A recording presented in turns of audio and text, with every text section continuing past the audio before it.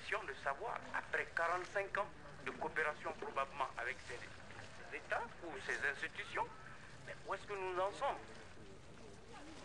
Et il a fallu qu'on attende encore 45 ans pour nous rendre compte que nous n'avons jamais pu, dans ces conditions réunies, les conditions véritables d'un démarrage économique, encore moins d'un développement soutenu ou durable, mais que nous sommes plutôt dans l'anti-développement. Et la malnutrition, la sous-alimentation, l'analphabétisme chronique, le chômage chronique et le manque en fait de conditions décentes même d'habitat, que nous le voyons, c'est la promiscuité. C'est impossible quelquefois à décrire. Et qui entraîne quoi?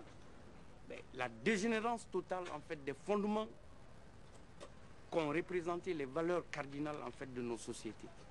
Et à cela, il faut encore ajouter ce grand courant d'informations que nous recevons et que eux, ils ne reçoivent pas de nous, qui annihile quelquefois toute notre approche à vouloir nous maintenir tels que nous sommes. Parce que même dans notre imaginaire, nous sommes déjà violés. On ne nous prend pas seulement nos ressources, on ne nous prend pas seulement notre travail, on ne nous prend pas notre argent, mais on nous prend notre conscience.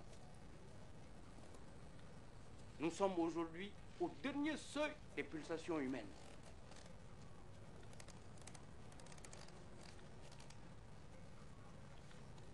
Et voilà que de façon encore tendancieuse, on vient aujourd'hui constater un échec. Et en le constatant, on se dit non, il faut maintenir chaque fois l'ultralibéralisme comme mode réel de développement de ces pays. Autrement dit, les empêcher chaque fois de faire des déficits de paiement. Ce qui supposerait que tout l'argent que nous recevons en réalité doit servir à rétablir et à maintenir notre solvabilité par rapport justement à nos créanciers. Et le reste ne peut même pas servir dans une économie nationale. Nous payons beaucoup plus que ne constitue aujourd'hui le montant réel de nos budgets. Ce cadre d'intervention aujourd'hui créé par la Banque mondiale va servir finalement à quoi? Juste à étouffer le feu qui couvrira toujours. C'est le feu tout simplement de l'indigence imposée. C'est le feu en fait d'un colonialisme terrible. C'est le feu d'une exploitation qui ne porte même plus de nom.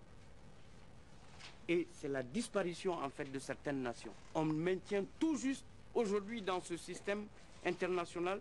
Si nous y allons pour participer, c'est tout juste parce que nous sommes des bons petits marchés et des pourvoyeurs d'argent. C'est nous qui donnons tout aujourd'hui à l'Amérique du Nord et c'est nous qui donnons tout à l'Europe.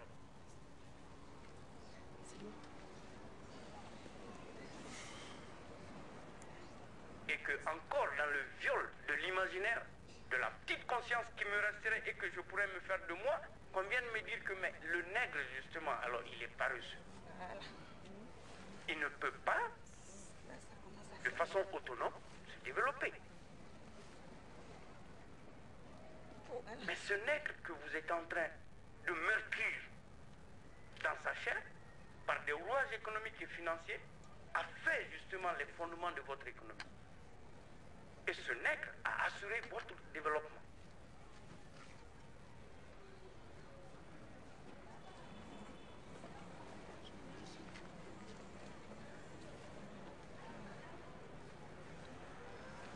Aujourd'hui au Mali ou dans ces pays, vous tombez malade, vous n'avez pas de sous. Mais vous êtes mort.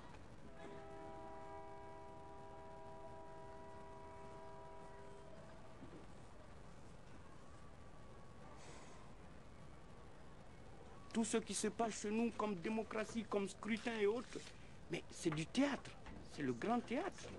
Nous allons quelquefois aux urnes en votant, c'est comme si nous n'y étions pas. Et tant que cette forme de légitimité extravertie de nos pouvoirs resterait, les intellectuels, ils l'ont fait. Chacun a ses raisons. Moi, je ne jugerai personne. Mais je crois que chacun a eu son petit moment de veille. Et chacun a fait un choix délibéré en ce moment. Ou je reste derrière les idéaux véritables de mon peuple, ou directement, je le brade. Parce que c'est ce que font beaucoup de nos gouvernants. Voilà leur part de responsabilité là. Je crois qu'il fallait peut-être que je reste là-bas. Cela valait peut-être mieux à l'époque pour moi que de venir travailler dans une administration malienne, corrompue, pourrie, et puis qui n'a aucune responsabilité. Et à peine on se demande. Alors, pourquoi est-ce que nous percevons un salaire pour un travail que nous n'effectuons pas? Et du jour au lendemain, on régresse par rapport à des objectifs que nous avions ou nous étions en train d'atteindre autrefois. Aujourd'hui, on nous a tout enlevé. Je ne sais pas que la pauvreté pouvait jusqu'à ce point, imposer soit-elle, changer la nature humaine.